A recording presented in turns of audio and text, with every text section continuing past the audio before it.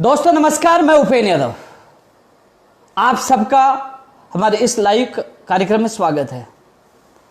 दोस्तों आपको पता है कि पूरे विश्व में कोरोना महामारी है, सब लोग घरों में हैं और सरकार के निर्देशों की पालना कर रहे हैं। मैं खुद भी जयपुर जिले में शाहपुरा मनोहरपुर में मेरा एक खोजावला गांव है, वहां से मैं आज आया हूं क्योंकि लगातार मुझे बेरोजगारों के मैसेज मिले थे विभिन्न भर्तियों को लेकर, और उसी संबंध में आज मैं लाइव हूं और मैं सभी भर्तियों की चर्चा करूंगा क्योंकि जिन जिन भर्तियों का मुझे मैसेज मिला है उसको मैंने नोट किया है, उसको मैं आपके सामने रखना चाहूंगा। क्योंकि जयपुर आने के बाद मैं मंत्री जी राजेंद्र यादव जी से मिला था, इसके अलावा सचिव साहब से बात हुई थी मुख्यमंत्री जी के।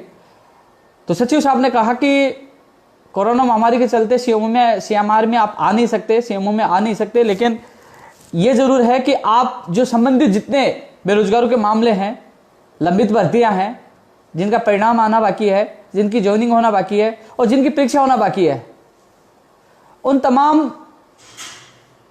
भर्तियों को लेकर आप खुद ज्ञापन तैयार करिए, मुझे व्हाट्सएप और मेल करिए। मैं खुद उन ज्ञापनों को निकलवाकर और उनको पुटअप करके सीएम तक पहुंचाएंगे। वो उन्होंने आश्वासन दिया और उन्होंने कहा कि आप तैयार करिए। तो दोस्तों मैं आप सबसे ये कहना चाहूंगा, काफी लोगों के पास मेरे पास मैसेज आए हैं और उन लोगों के मैसेजों पे मैं कल सुबह मेरे लेटर पैड पे उनकी मांगों को मैं लिखकर मुख्यमंत्री महोदय जी तक मैं पहुंचाने का काम करूंगा। मेरा काम पूरी ईमानदारी के साथ निभाऊंगा। मैं आप लोगों की पीड़ा समझता हूं।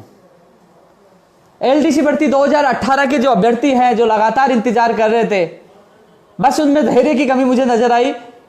2012 से लगातार मैं संघर्ष कर रहा हूं, 9वां साल है, लेकिन जिस प्रकार 2 दिन वो इंतजार नहीं कर पाए, मुझे भी थोड़ा बुरा लगा क्योंकि 2 दिन तो सॉफ्टवेयर की कमी की वजह से परिणाम सही नहीं आ रहा था, इस वजह से वो डिले हुआ। और यदि जब गलती यदि परिणाम में जिला आवंटन विभाग आवंटन में गलती हो जाती, ये लोग कहते हैं हमें विभाग गलत मिला, जिला गलत मिला, मेरिट हमारी ये थी, तो एक पूरी भर्ती को घोटाला साबित कर देते। लेकिन विभाग का दीवार कहना था कि 2 दिन लग जाए, लेकिन हम पारदर्शिता रखना चाहते हैं। फाइल एक दिन मुख्यमंत्री जी के पास फाइल गई, उसके बाद मुख्य सचिव साहब के पास गई फाइल, और वो शाम को लेट होने के कारण वेबसाइट पे अपलोड नहीं हो पाया और लोग चिंतित दुखी थे। मैं उसी के लिए आज आया, अधिकारियों से मिला, मंत्री जी से मिला, सीएमओ में बात करवाई, और आज उसके आपने देखा होगा संबंधित सभी विभाग जो उनके अध्यक्ष है, जो उनके कमिश्नर है, जो भी है, जैसे बीकानेर निदेशालय के निदेशक है, कलेक्ट्रेट में है, आबकारी में जितने विभाग है, उनके विभाग अध्यक्षों को सूची मेल कर दी गई है। और अभी थोड़ी देर में जो प्रशासनिक सुधार विभाग की वेबसाइट है उसमें लोग अपना जिला और विभाग देख सकते हैं, वो भी अपलोड हो जाएगी। ये आपके लिए अच्छी खबर है। ये एलडीसी भर्ती 2018 की बात कर रहा हूं मैं, तमाम इश्यू को लेकर मैं बात करूंगा। दोस्तों मुझे पता है कमेंट बहुत आएंगे, लेकिन आप इंतजार करिए, मैं हर भर्ती इसमें नोट कर रखा जो आपने नोट करवाया। लेकिन आपसे मेरा निवेदन है कि जो भर्ती जो मुझे आप लगातार, या तो मुझे आप ज्ञापन तैयार कर माननीय मुख्यमंत्री जी के नाम से ज्ञापन तैयार करके मुझे भेजिए, मैं मेरे लेटर पेड पे उसको टाइप करवा के या लिखकर मैं उनको माननीय मुख्यमंत्री जी को मेल करता हूं, वो उस फाइल को पुटअप करें। क्योंकि अभी उन्होंने मुख्यमंत्री सचिव साहब ने कहा था कि हम 1-2 दिन में लंबित भर्तियों को लेकर मीटिंग करने वाले हैं, जितने भी आपके मामले हैं हमें दीजिए। तो दोस्तों उनको मैं तमाम मामले, मैं जयपुर हूं, कल रुकूंगा, कोशिश करूंगा लेटर पेड पे मेरे साथी से लिखवाकर उनको मैं कल ही मेल करूं, परसों करूं, मैं मेरी जिम्मेदारी निभाऊंगा। जिस प्रकार एलडीसी भर्ती 2018 की जिम्मेदारी निभाई, अब जो विभागाध्यक्ष को जो सूची मेल कर दी गई है वही उनकी नियुक्ति प्रक्रिया के आदेश जारी करेंगे। लगभग 90% काम हो गया, 10% आपकी ज्वाइनिंग के आदेश होने हैं, वो भी हो जाएंगे। मैंने मेरा वादा पूरा कर दिया है। माननीय मुख्यमंत्री जी का बहुत बहुत धन्यवाद, जो मेरे हिसाब से तो जैसे एनएम ओजीएम भर्ती 2018 8,000 से ज्यादा पदों पर और 11,000 से ज्यादा पदों पर यह है, यानी कि हिंदुस्तान का पहला राज्य होगा जो 20,000 से ज्यादा लोगों को रोजगार देने का कार्य यह वर्तमान सरकार कर रही है। हालांकि मैंने विरोध भी किया है, जेल भी गया हूं, लट पकाया, लेकिन जहां प्रशंसा योग्य जो कार्य होगा उसकी मैं प्रशंसा करूंगा, ये मेरी नीति रही है। पिछली सरकार में भी जहां सरकार ने अच्छा कार्य किया मैंने धन्यवाद दिया, और वर्तमान सरकार को भी।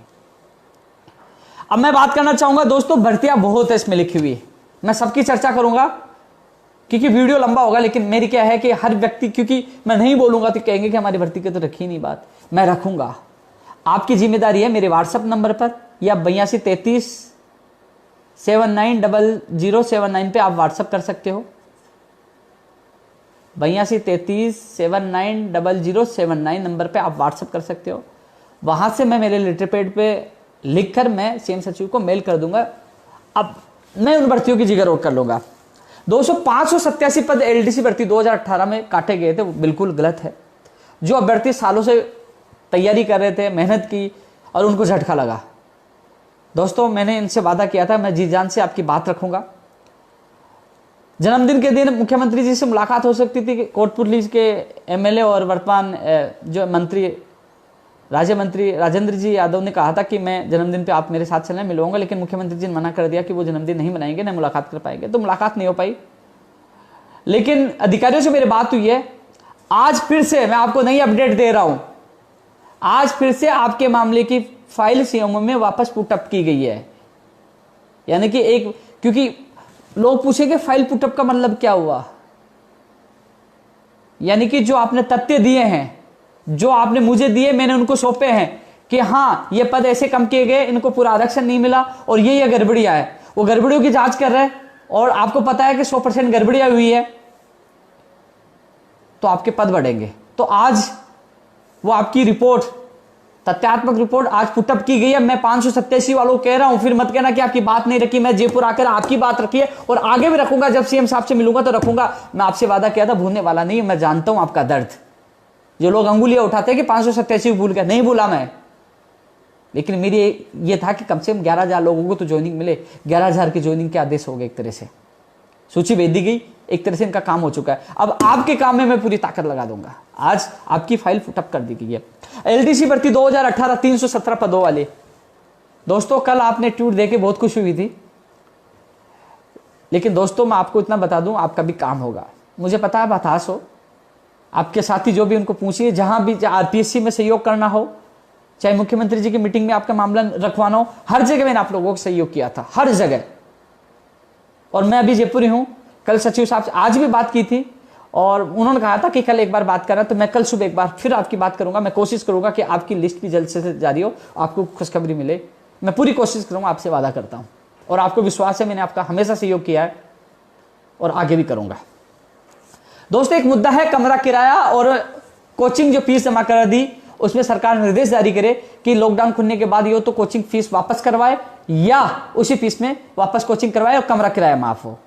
मैं सभी साथियों को कहना चाहूंगा कि अभी सामान्य स्थिति हुई नहीं, अभी आप लोग घर पर हो। माननीय मुख्यमंत्री तक मामला चला गया। मैं प्रदेश की मीडिया को धन्यवाद देना चाहूंगा जो हमारे मुद्दों को उठाया, ट्विटर वार किया। जयपुर में नंबर 1 हमारा ट्रेंड रहा जो हमने मामला हमारा।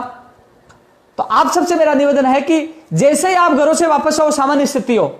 हालांकि मुख्यमंत्री जी तक आपकी बात पहुंच चुकी है, सचिव साहब को मैंने अवगत करा दिया है, इसमें अंतिम फैसला माननीय मुख्यमंत्री जी को लेना है। लेकिन आप सबसे मेरा निवेदन है, जो लोग किराया माफ करवाना चाहते वास्तव में गलत है। इसमें हम लोगों को यह पता होता, मैं भी गया था, मैं भी इस मकान में किराएदार हूं, मेरा ऑफिस भी है बेरोजगार संघ का। हमें पता होता कि लॉकडाउन लंबा चलेगा, कर्फ्यू लंबा चलेगा, तो हम खाली करके अचानक जाना पड़ा। अब दूसरा महीना चल रहा है, पता नहीं तीसरा महीना चल जाए, तो ऐसे में बेरोजगार किराया कहां देंगे? ऐसे में हम सब मिलकर लड़ेंगे। मुझे विश्वास है माननीय मुख्यमंत्री जी पर कि वो किराया माफ करके बेरोजगार को राहत देंगे। लेकिन फिर भी जैसे ही लॉकडाउन समाप्त होता है तो हम गांधी जी की नीति के द्वारा हम लड़ेंगे और आप लोगों को राहत मिलेगी, हम 100% जीतेंगे। लेकिन उससे पहले आप सबसे मेरा निवेदन है, जो लोग किराया कम करवाना चाहते हैं, जो लोग ये चाहते हैं कोचिंग की उसी फीस में उनकी कोचिंग हो या कोचिंग फीस वापस दी जाए यदि कोचिंग नहीं करवाई जाती है, तो आप सब माननीय मुख्यमंत्री जी को ज्यादा से ज्यादा मेल करिए। क्योंकि जो पत्र लिखने में सक्षम है वो पत्र लिखिए या मेल करिए और अपनी समस्या बताइए कि यशस्वी माननीय मुख्यमंत्री जी, हमारी समस्या है कि हमारे अचानक लॉकडाउन में घर जाना पड़ा, हमने आपके निर्देशों की पालना की और हम आपके साथ हैं, लेकिन हम गरीब बेरोजगार कहां से ये कमरा किराया दे पाएंगे, कहां से कोचिंग की फीस दोबारा दे पाएंगे या फिर कहां से हम पैसे लेके आएंगे? तो दोस्तों, आप लोगों को अब ट्विटर वार के बाद आपको मेल करना है सीएमओ में माननीय मुख्यमंत्री जी को और जितने हो सके पत्र लिखना है। और जैसे मैं भी लगातार अधिकारियों के संपर्क में माननीय मुख्यमंत्री जी से मिलने की कोशिश करूंगा और अपने एमएलए और मंत्रियों को भी कहना है कि आप इस अभियान में हमारा साथ दें। तो दोस्तों ये अभियान चलेगा और सफलता भी मिलेगी, बस आप लोगों को इसमें जुटना है, क्योंकि किराया भी माफ होना चाहिए। जब से लॉकडाउन शुरू हुआ है और जब खत्म होगा उस अवधि का पूरा किराया माफ होना चाहिए। इसके अलावा कोचिंगों को स्पष्ट निर्देश दे कि लॉकडाउन के बाद आप कोचिंग शुरू करके उनका कोर्स कराए उसी फीस में, और कोर्स नहीं करा सकते तो फीस वापस कराए। दोनों मुद्दे बेरोजगारों के लिए बहुत महत्वपूर्ण है और बेरोजगारों को आर्थिक भार से बचाया जा सकता है। इसलिए हम सब मिलकर प्रयास करेंगे, आप मेल के जरिए, पत्र के जरिए, एमएलए और मंत्रियों के जरिए, और बाद में हम धरातल पर घूमेंगे, इकट्ठे होंगे और ये किराया माफ करवाएंगे।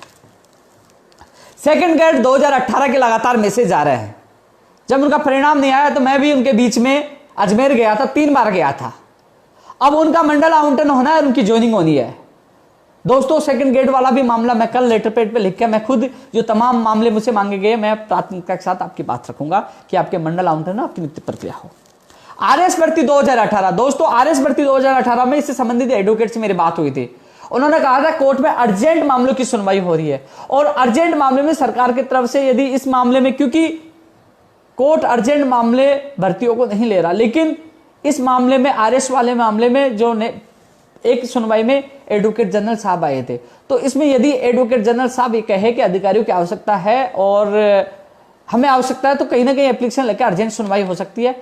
मुझे किसी अभ्यर्थी ने बताया 7 तारीख की सुनवाई है। तो दोस्तों कल मैं इस मामले को मुख्यमंत्री जी के सामने सचिव साहब के मुद्दे के द्वारा पुटअप करूंगा कि 7 मई को, और कंफर्म आप मुझे बता देना, 7 मई को मुझे बता रहा था कि सुनवाई है, आप एडवोकेट जनरल को भेजकर कम से कम परिणाम जारी करवाए, कम से कम इंटरव्यू तक, क्योंकि मामला सुप्रीम कोर्ट में लंबित है, लेकिन अंतिम स्टेज तक इसकी प्रक्रिया पूरी होनी चाहिए, और सुप्रीम कोर्ट में भी जो मामला चल रहा उसका निस्तारण सरकार करवाए कोर्ट खुलते ही। तो दोस्तों ये चीज भी मैं रखूंगा। मुझे पता है आरएस वालों के लगातार कॉल और मैसेज आ रहे हैं। स्टेनोग्राफर भर्ती की अभ्यर्थना ये भी मैंने नोट करवा दी है। अभी जो मेरी आज सुबह बात हुई थी सचिव साहब से, उन्होंने कहा कि तमाम भर्तियों की भेज दीजिए डिटेल, वो अधिकारियों के साथ, संबंधित विभाग के अधिकारियों के साथ मीटिंग लेंगे। मैं एक बार फिर आपके लिए लेटर लिखूंगा। मुझे पता है कि तमाम भर्तियों की प्रक्रिया शुरू हो गई, स्टेनोग्राफर वाले बहुत ज्यादा परेशान, मुझे पता आपकी पीड़ा, लेकिन आपकी किस्मत खराब है, 2 बार फाइल गई। एक बार आरक्षण की वजह से आगे, एक बार कहा कि बैकलॉग के पद और जोड़े जाएंगे। संबंधित विभागों से जो अभ्यर्थना पदों के आ गए, लेकिन बैकलॉग के पद नहीं आए थे, इस वजह से अटका पड़ा था मामला, लेकिन ये बात भी मैं रखूंगा। दोस्तों इसके अलावा एसओ भर्ती 2018, इसके इतने मैसेज कॉल आ रहे हैं। चाणक्य की जो भर्ती है एसओ, दोस्तों मैंने बताया ना संबंधित भर्तियों की कल से मेरे से डिटेल मांगी गई है, तो मैं आपकी मेरे लेटर पेड में प्राथमिकता के साथ मुख्यमंत्री तक आपकी बात पहुंचाने का कार्य करूंगा, मजबूती से आपका पक्ष रखूंगा। एएसओ भर्ती के अभ्यर्थियों के लिए जो मुझे लगातार कॉल और मैसेज कर रहे हैं, उनके लिए ये है संदेश, मेरा यही है। संस्कृत विभाग की सेकंड ग्रेड का परिणाम आना, ये भी परिणाम बाकी है। फर्स्ट ग्रेड का परिणाम, दोनों का परिणाम, ये चीज भी मैं कल लेटर पेड पे लिखे ना सचिव साहब को मेल और व्हाट्सएप करूंगा, मुझे याद है। दोस्तों इसके अलावा जो एएसओ भर्ती बता रहे संख्या की, ये एएसओ का परिणाम फरवरी में आया था, अभी तक फरवरी से देख लीजिए, मार्च अप्रैल जा चुकी है, अभी तक इसका दस्तावेज सत्यापन हो गए, फरवरी में फाइनल परिणाम बाकी है।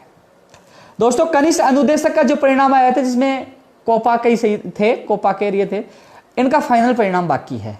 अभी कुछ भर्तियों का परिणाम आया था, लेकिन इसका फाइनल परिणाम बाकी है। कल मैं बीएल जाटाऊ जी से बात करूंगा, क्योंकि जेएन भर्ती का सिलेबस जारी होने की बात है कि वो सिलेबस जारी नहीं हो पाया, लॉकडाउन में लोग तैयारी कर पाए, और इनकी बात रखूंगा। और इनका लेटर मैं सीएम सचिव साहब को भी लिखूंगा, मुख्यमंत्री जी के लिए। एएनएम भर्ती 2013 और एलडीसी पंचायत राज 2013, दोस्तों ये दोनों मामलों क्रिटिकल है, इसमें लेटर लिखने की आवश्यकता नहीं है। इसमें तो लेटर इतने लिख गए क्विंटलों की संख्या में। इसमें तो माननीय मुख्यमंत्री जी से व्यक्तिगत मिलकर ही निवेदन करना होगा। जब भी मेरी मुलाकात होगी मैं मजबूती से बात रखूंगा। 10,038 पद पंचायत राज विभाग और एनएमजीएनएम भर्ती 2013 67 से 19 पद, वो तो मुख्यमंत्री जी को फैसला लेना है, इसमें अधिकारी कुछ नहीं कर पाएंगे। अंतिम फैसला मुख्यमंत्री जी लेना, इसकी रिपोर्ट आना बाकी है जो सब कमेटी की थी, लेकिन इसमें मुख्यमंत्री जी की के ऊपर ही है। जब भी मुलाकात होगी तो मैं आपकी बात रखूंगा। मेरी मुलाकात नहीं हो पाई, जब भी होगी मैं मजबूती से आपकी बात रखूंगा। दोस्तों प्रयोगशाला सहायक शिक्षा विभाग, इसमें जिला आवंटन के आवेदन ले लिए गए थे, लेकिन जिला आवंटन नहीं हो पाया था। वही एसटीएफ का मैटर, चाहे कृषि प्रेक्षक हो, चाहे महिला सुपरवाइजर हो, महिला आंगनबाड़ी सुपरवाइजर हो, ये भर्तियां, चारों भर्तियां एक ही मामले से उलझी हुई है। दोस्तों एक चीज आप लोगों को बताना चाहूंगा, आरएस भर्ती 2018, ये 4-5 भर्तियां कोर्ट में थी। मैं खुद माननीय मुख्यमंत्री जी से मिला था, सचिव साहब से मिला था, और उन्होंने ये बात है मार्च के फर्स्ट वीक की।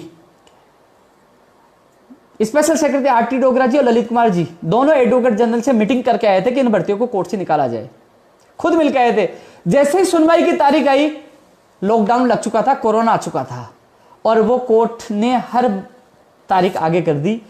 वहां हमने मेहनत की, आपकी मैंने आवाज उठाई थी, आप सबको पता है, मैंने ट्वीट भी किया था, और हम सफल भी होते, सरकार सक्रिय भी हो गई थी, और इसमें सरकार पॉजिटिव भी हो गई थी, एक्शन भी ले लिया था, अपने अधिकारियों को वहां भेज भी दिया था। लेकिन हमारा दुर्भाग्य था कि कोरोना की वजह से लॉकडाउन लग गया, कोर्ट ने सुनवाई नहीं की। लेकिन ये फिर मैं कल बात रखूंगा कि अनुमति लेकर कैसे भी, क्योंकि टिड्डी का प्रकोप भी बढ़ने वाला है, अभी रिपोर्ट आ रही है। तो कृषि प्रेक्षक का हो, चाहे प्रयोगशाला सहायक का हो, चाहे महिला सुपरवाइजर हो, महिला आंगनबाड़ी, ये जो चारों पांचों भर्तियां, चाहे आईआरएस 2018, तो सरकार इन प्राथमिकता के साथ परमिशन लेकर इन भर्तियों को पूरा करे। ये बात भी मैं कल लेटर पैड में लिखकर उनको सौंपूंगा। आप लोग भी मुझे व्हाट्सएप पे करना, जिससे मैं उसकी कॉपी करके, जो आप लोग एमएलए से लिखवा रहे हो ना, वैसे के वैसे मैं उनको सेंड कर दूंगा।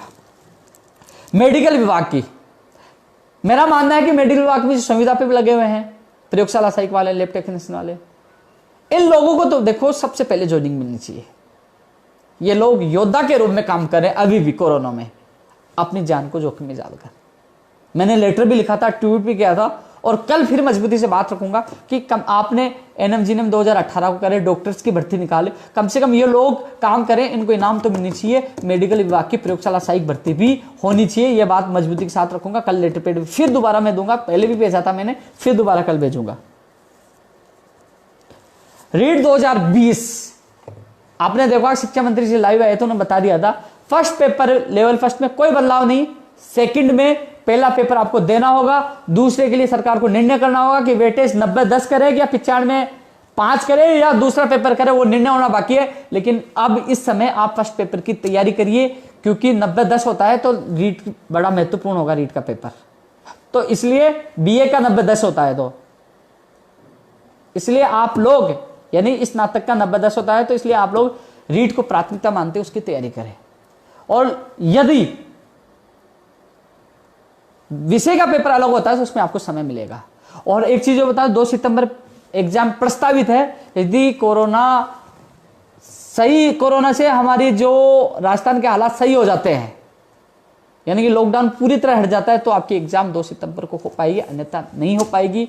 क्योंकि आपको पता है सोशल दूर दूर रहना, आपको पता है कि सेंटर में भीड़ इकट्ठी नहीं करना, कई चीजें हैं। तो ऐसे में यदि कोरोना से हमें निजात मिल पाएगी, सामान्य स्थिति हो पाएगी, तो 2 सितंबर को होगी। लेकिन आप घर बैठे तैयारी तो कर सकते हैं, क्योंकि तैयारी रही तो भविष्य में आपकी तैयारी आप लोगों के काम आएगी। रीट 2018 की भाई जी कोर्ट में है, पहले अपने बहुत प्रयास कर लिया लेवल 2 की, जब से कोर्ट से नहीं आएगी उसके बाद ही तो हम ले जाके मुख्यमंत्री जी, शिक्षा मंत्री जी को देंगे। आपने कहा था, अब निकाल दीजिए।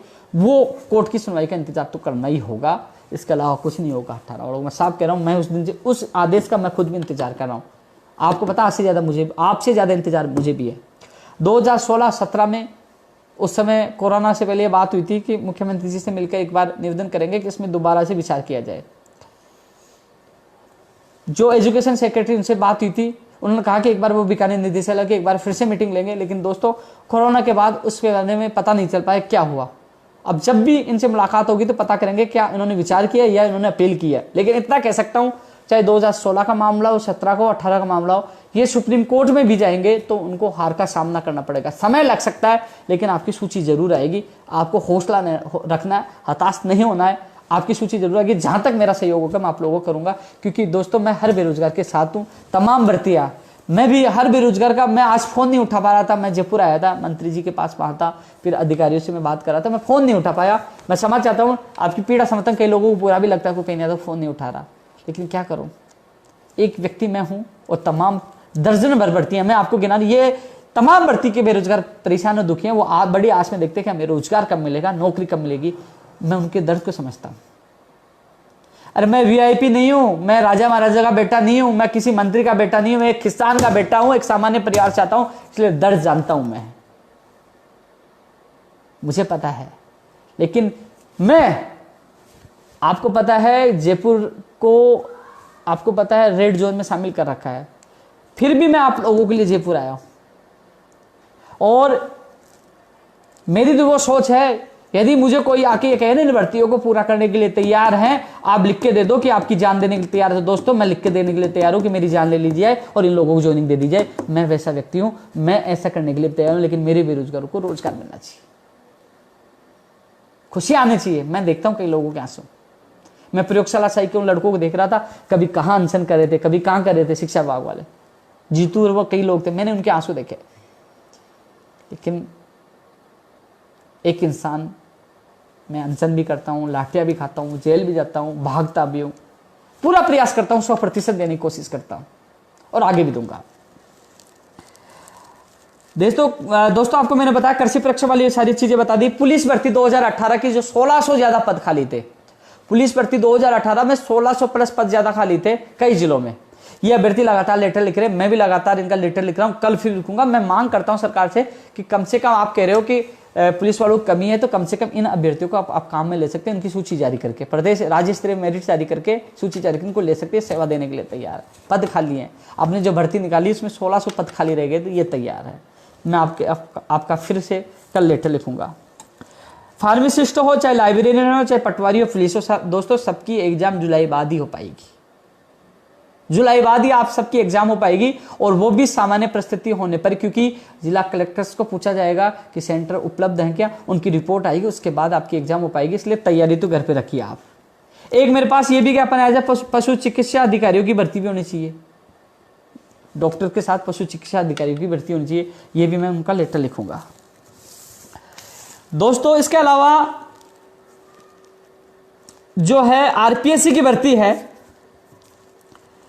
यह है सहायक कृषि अधिकारी, सहायक कृषि अधिकारी है, सहायक कृषि अधिकारी 2015 है। केवल इसकी लिस्ट कृषि विभाग में भी ज्वाइनिंग आदेश करवाना है, और 259 पद है ओनली, और वही 2018 है जिसका इंटरव्यू बाकी है, परिणाम आ चुका। दोनों भर्तियां 2015 भी लंबित है, कृषि सहायक भर्ती, सहायक कृषि अधिकारी भर्ती, और 2018 भी। ये स्थिति देखिए आरपीएससी की, एक में इंटरव्यू बाकी है, एक में सारी प्रक्रिया पूर्ण हो चुकी है, उसकी ज्वाइनिंग बाकी है, ओनली 259 पदों पे। वाह यार, इसमें 130 से ज्यादा पद हैं। हालांकि मैंने आज ही लालचंद जी कटारिया जो कृषि मंत्री, उनके पीए से बात हुई थी, वो कल वो आरपीएससी में बात करके बताएंगे, मैं लेटर भी लिखूंगा, कल जो भी अपडेट होगी मैं आप लोगों को बताऊंगा कि सहायक कृषि अधिकारी 2015 और 18 में क्या चल रहा है। एएसओ वाले भी लगातार कॉल करें, मैंने बता दिया। तो दोस्तों तमाम जो भर्ती है, एसआई भर्ती 2016 भी लंबित है, एसआई भर्ती 2016, एक तो दूरसंचार वाली है, आवेदन करवा लिया, आज तक एग्जाम नहीं हो पाई, और एक है जो इसकी एसआई भर्ती 2016 वो बाकी है।